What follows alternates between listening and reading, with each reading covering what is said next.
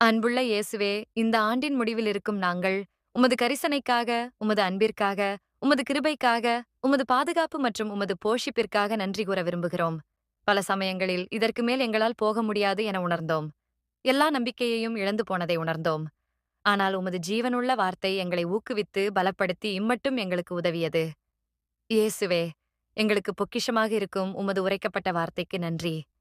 உமது சகல பிரஸ்தாபத்தை பார்க்கிலும் உமது வார்த்தையை நீர் மகிமைப்படுத்தியிருக்கிறீர்.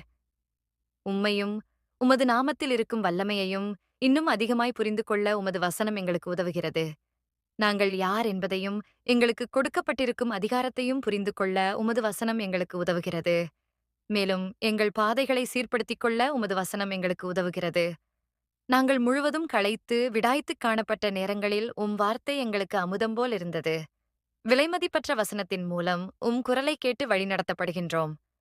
எங்கள் வாழ்நாள் முழுவதும் நாங்கள் பற்றிக் கொள்ளும்படி நீர் எங்களுக்கு அருளிய வேதாகமத்திற்காக உமக்கு நன்றி. இயேசுவே, உம்மை நேசிக்கின்றோம்.